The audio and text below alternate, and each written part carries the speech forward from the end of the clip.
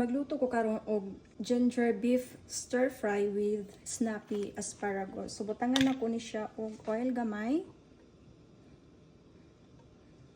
Nako ang sibuyas. And then ako nang ibutang ang luya.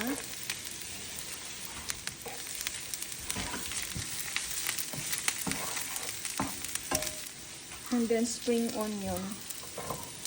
Kanirang stock niyang ako ang ibutang, iipon sa onion o kana ang luya, and then kani siya ipabilin ra nako ni siya, unya ra nako ni siya ibutang. And then kaning bawang isabay na sab nako ni siya sa beef.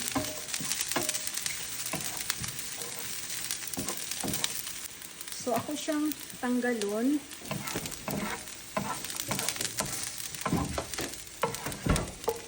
Para dili ka siya maluto kaayo. Ibalik na nato siya butang niya. Magbutang tag oil gamay para sa asparagus. Gibutangan na nako siya oil gamay, and then atong ilunod ning asparagus. I-mix lang nato. So akong butangan gamay og rice vinegar.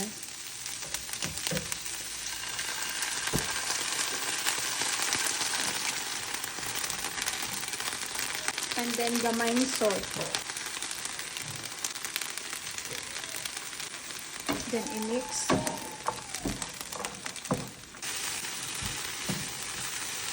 So atong haunon ang asparagus para di siya ma-overcook.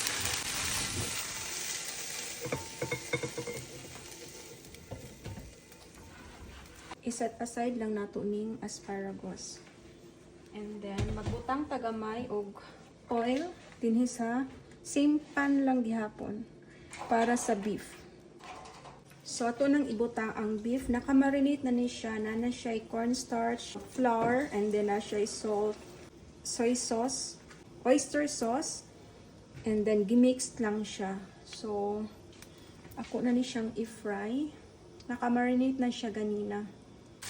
By the way, kanida ang beef, samtang ako siyang gimarinate ganina, gibutangan ako siya gamay og sesame oil para dili magdikit-dikit ang beef pag i-fry.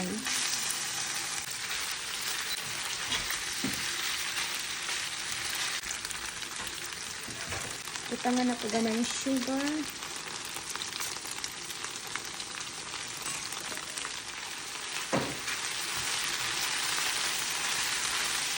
Butangan ako siya gamay asin. And then pepper.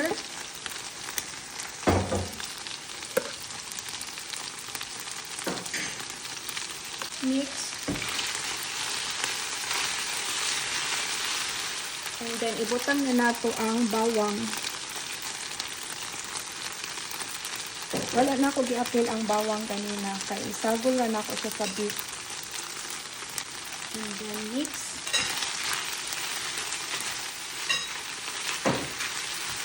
Butangan gamay og soy sauce.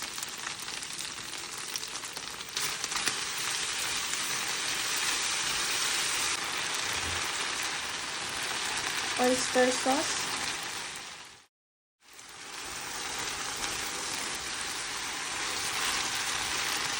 Kontong rice wine.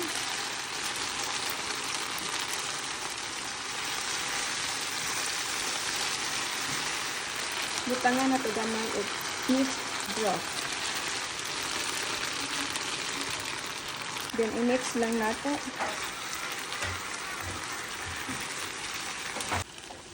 So ibutang na nato balik ang asparagus.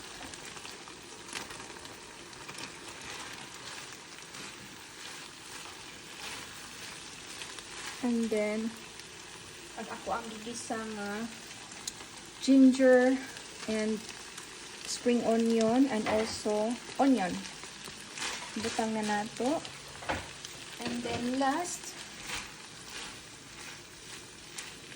ibutang na nato ang sibuyas dahunan.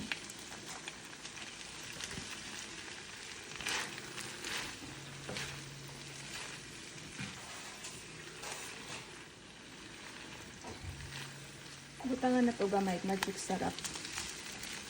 And then mix lang nato.